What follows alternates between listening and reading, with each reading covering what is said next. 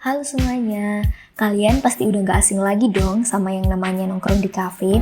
Tapi udah tahu belum, ada satu tempat super cozy di Gresik yang wajib banget kalian kenal. Namanya Yolo Cafe. Kafenya ini ada di Jalan Dr. Wahidin Sudirohusodo nomor 348 Setinggiran 2 Agung, Gresik.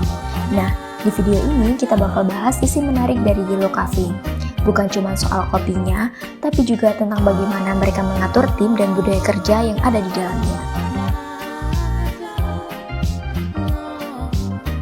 Jadi gini ceritanya, Yolo Cafe ini pertama kali buka pada tahun 2016. Nah, sempat vakum bentar di 2018, tapi komplit lebih kece dan fresh mulai 2019 sampai sekarang.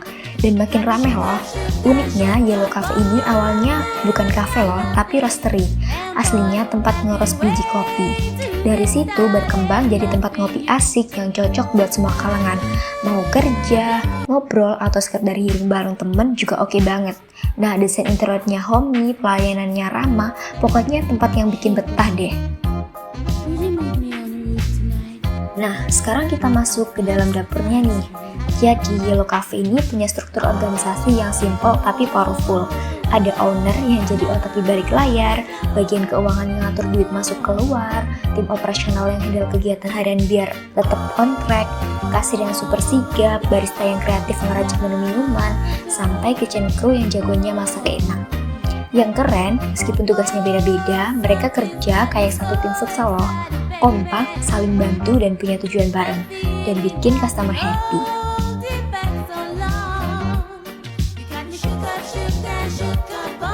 Ngomongin soal pemimpin, di sini tuh nggak ada yang namanya atasan galak atau sok bosi.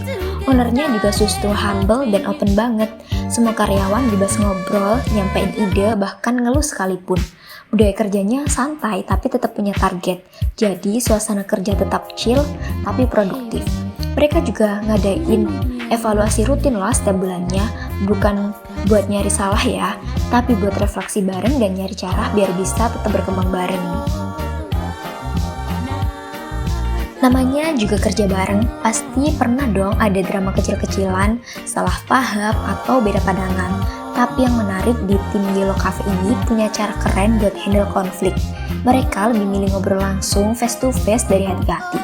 Nggak pakai sindir-sindiran, apalagi drama. Tapi ngobrol jujur dengan kepala dingin, hasilnya masalah cepat kelar, kerjaan tetap jalan, dan hubungan tim makin solid. Win-win banget kan?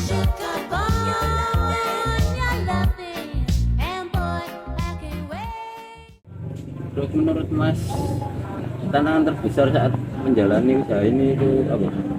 Banyak Mas, banyak. Salah satunya. Apa ya tantangannya?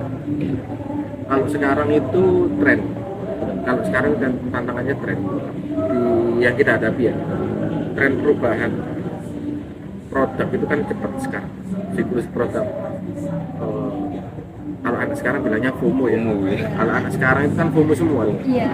Jadi misalkan sekarang musimnya matcha ya, kalau kita nggak ngikutin, kalah cepet, nanti kita ketinggalan. Misalkan sekarang matcha, terus besok mentai gitu.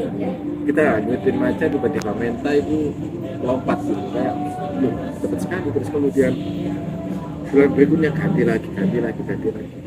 Ya itu sih tantangan terbesar. Soalnya tadi aku juga kan sempat lihat di Instagram juga kan, Instagramnya udah bagus nih, tapi kok kayaknya kurang hits gitu ya di kalangan teman-teman ini kok banyak yang nggak tahu gitu. Terus aku lihat menunya juga nggak kalah kok sama kafe-kafe yang lain, tapi kenapa ya banyak nggak tahu, padahal juga kalau aku lihat tempatnya tuh enak di sini. Iya. Gitu. Ya itu tadi trennya yang kurang. Ya kalau kemarin kita itu kan di Instagram kita baru aktif lagi kemarin akhir tahun lalu sampai bulan lalu kita punya tim ini juga Mbak. Kita punya tim ibaratnya tim marketing ya, tim media sosial handle. Cuman bulan kemarin ya off, makanya kontennya kita kemarin sempat mandek di situ. Karena sebenarnya kalau konten kita punya banyak, cuman untuk bulan yang lalu lagi ada problem, jadi ya wis kita cut dulu. Berarti Berarti kalau sekarang belum ada yang handle lagi mas untuk Iya, kalau sekarang belum ada yang handle lagi. berarti masih dipegang Mas Rian sendiri gitu. Ya, kemarin kan dipegang teman kita tuh, itu story aktif tiap hari, terus kemudian konten postingan itu kita rutinnya itu seminggu sekali. Terus kemudian yang fokus utama kita kemarin kan produk kopi. Karena yang pertama apa, Yule di sini itu memang tujuannya itu kopi, baik itu kopi filter maupun kopi espresso base maupun cold brew. Tuh. Terus untuk kemudian menu-menu yang lain itu mengikuti. Terus untuk kalau kan dari pastinya tadi tuh Mas Rian ambil kopinya dari mana? Suppliernya, kalau kita di sini punya rekanan, kita untuk robustanya kita punya rekanan di Nampit. Itu desanya namanya Sumber Tanggul. Ya, itu kita sama Mas Faris itu ayahnya itu Pak Darmanto, dia punya di sana. Terus kemudian beliau juga selaku ketua koperasi di sana. Jadi kita punya hubungan, terus kemudian mereka yang nyuplai ke kita. Itu untuk robustanya. Untuk arabikanya kita masih lagi riset beberapa green bean, terutama di Indonesia. Kita ambilnya kalau arabika masih di Tokbed ya, masih di Tokbed karena skalanya masih kecil ya, kayak sekilo 2 kilo karena masih belum dapat kuncian gitu loh, masih belum dapat kuncian resep untuk kita jual ya. Secara massal kita pakai sendiri dulu, kita kurasi di sini, kita coba.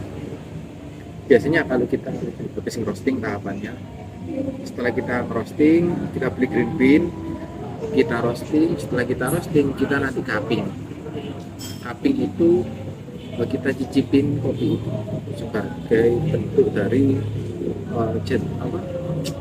quality control. Berarti udah jadi bubuk gitu ya? Udah jadi bubuk kopi itu atau jadi kopinya? Kalau biasanya yang enak masih belum jadi bubuk, tapi masih biji kan digiling dulu toh. Iya. digiling ya, setelah jadi bubuk baru kita cupping. Yang kita nilai di sini, kita punya penilaian tersendiri aroma.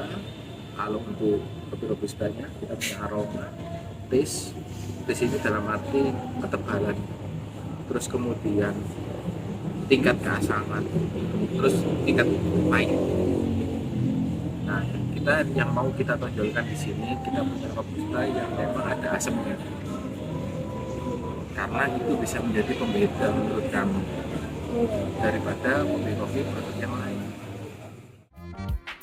Dari semua hal yang kita pelajari di Yellow Cafe, bisa dibilang kalau tempat ini bukan cuma jual kopi loh, tapi juga nunjukin gimana sebuah bisnis kecil bisa punya sistem kerja yang terstruktur, budaya yang sehat, dan teamwork yang saling support.